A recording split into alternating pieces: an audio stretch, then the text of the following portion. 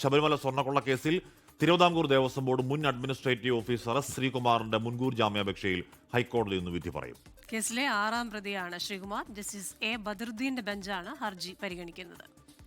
Vipin C Vijayan വാർത്തയുടെ വിവരങ്ങൾ ചെയ്യുന്നുണ്ട്. Vipin, good morning. നമുക്കറിയാം ഇന്നലെയും അത് പരിഗണിച്ചതാണ്. ഇന്നലെ പക്ഷേ കോടതി പറഞ്ഞത് അന്വേഷണത്തിന്റെ ഏറ്റവും നിർണായകമായ ഒരു ഘട്ടത്തിൽ ഏതെങ്കിലും തരത്തിലുള്ള റിമാർക്സ് ഇപ്പോൾ നടത്തുന്നത് ശരിയല്ല. പക്ഷേ കോടതിക്ക് ഈ അന്വേഷണത്തിൽ അതിന്റെ എല്ലാ ആസ്പെക്റ്റും പരിശോധിക്കുന്ന കാര്യത്തിൽ കോടതിക്ക് തർക്കവുമില്ല. അപ്പോൾ ഈ 6ാം പ്രതിയുടെ മുൻകൂർ ജാമ്യാപേക്ഷ കോടതി പരിഗണിക്കുന്നത് എപ്പോഴാണ് വിപിൻ?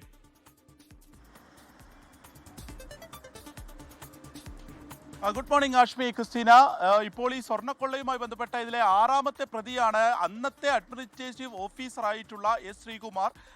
ഈ സ്വർണ്ണക്കൊള്ള നടക്കുന്ന സമയത്ത് അദ്ദേഹമായിരുന്നു അഡ്മിനിസ്ട്രേറ്റീവ് ഓഫീസർ. ഈ സ്വർണ്ണപ്പാളി പുറത്തു കൊണ്ടുപോകുന്ന സമയത്ത് അതിൻ്റെ മഹസറിൽ ഒപ്പുവെച്ചു എന്നുള്ളതാണ് ഇതുമായി ബന്ധപ്പെട്ട് എസ് ശ്രീകുമാറിന് നേരിലുള്ള ഒരു കുറ്റം. അപ്പോൾ മേലുദ്യോഗസ്ഥർ പറഞ്ഞതനുസരിച്ച് മഹസറിൽ ഒപ്പുവെച്ചു എന്നുള്ള വാദമാണ് ഇപ്പോൾ ഹൈക്കോടതിയുടെ ഈ മുൻകൂർ ജാമ്യാപേക്ഷയിൽ എസ് ശ്രീകുമാർ പറഞ്ഞിരിക്കുന്നത്. ഇന്നിപ്പോൾ ജസ്റ്റിസ് എ ബദറുദ്ദീന്റെ ബെഞ്ച് ഇതുമായി ബന്ധപ്പെട്ട് ഈ മുൻകൂർ ജാമ്യാപേക്ഷയുമായി ബന്ധപ്പെട്ട് അതിന്റെ വിധി ഏകദേശം ഒരു 11 മണിയോടുകൂടി പറയും എന്നുള്ളതാണ് ഈ ഘട്ടത്തിൽ നമുക്ക് മനസ്സിലാക്കാൻ കഴിയുന്നത്. ഇതിനു മുൻപ് തന്നെ മുൻകൂർ ജാമ്യാപേക്ഷ നൽകുകയും അത് മാറ്റിവെച്ച് ഇപ്പോൾ ഈ ദിവസം വരെ എത്തി നിൽക്കുകയുമാണ്. അതിനിടയിൽ അറസ്റ്റ് പാടില്ല എന്നുള്ളത് പറഞ്ഞുകൊണ്ട് മാത്രം ആ വഴിയുമായി ബന്ധപ്പെട്ട SITയുടെ ഒരു അന്വേഷണം പോയിട്ടില്ല. അത് ഇപ്പോൾ SIT ഇന്നലെ ഈ റിപ്പോർട്ട് സമർപ്പിച്ചതിന് ശേഷം 1 മാസത്തേക്ക് കൂടിയാണ് അതിന്റെ കാലാവധി നീട്ടി നൽകിയിരിക്കുന്നത്. അതായത് കൂടുതൽ പേരെ ചോദ്യം ചെയ്യാനുണ്ട്, കൂടുതൽ വിവരങ്ങൾ ശേഖരിക്കാനുണ്ട് എന്നുള്ളതായിരുന്നു SITയുടെ ഒരു വാദം. ഇത് അംഗീകരിച്ചുകൊണ്ടാണ് ഇപ്പോൾ 1 മാസത്തേക്ക് കൂടി സമയം അനുവദിച്ചിരിക്കുന്നത്.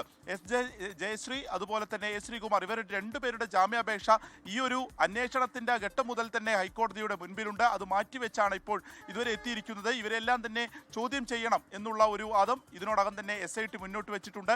അപ്പോൾ ഇന്നത്തെ ജാമ്യാപേക്ഷ എസ് ശ്രീകുമാറിനെ സംബന്ധിച്ച് വളരെ നിർണായകമാണ്. ഇനി മുൻകൂർ ജാമ്യാപേക്ഷ നൽകിയില്ല എന്നുണ്ടെങ്കിൽ കൂടുതൽ നടപടികളിലേക്ക് SIT കടക്കും എന്നുള്ളതാണ് ഈ ഘട്ടത്തിൽ പറയുന്നത്. ഒപ്പം ഇതുവരെയുള്ള അന്വേഷണത്തിൽ പൂർണ്ണ തൃപ്തി ഹൈക്കോടതി ഇന്നലെ തന്നെ രേഖപ്പെടുത്തുകയും ചെയ്തതാണ്. അതുകൊണ്ട് തന്നെ ഇതുമായി കൂടുതൽ ആളുകളെ ചോദ്യം ചെയ്യും എന്നുള്ളതാണ് മനസ്സിലാക്കാനും കഴിയുന്നത്. ആഷ്മി, ലോകത്തെവിടെയായാലും ഏത് സമയത്തും 24 വാർത്തകളും ഓഗ്മെന്റഡ് റിയാലിറ്റി പാക്കേജുകളും എക്സ്പ്ലെയിനറുകളും വിശദമായി കാണാൻ ഞങ്ങളുടെ യൂട്യൂബ് ചാനൽ നിങ്ങൾക്ക് സബ്സ്ക്രൈബ് ചെയ്യാം.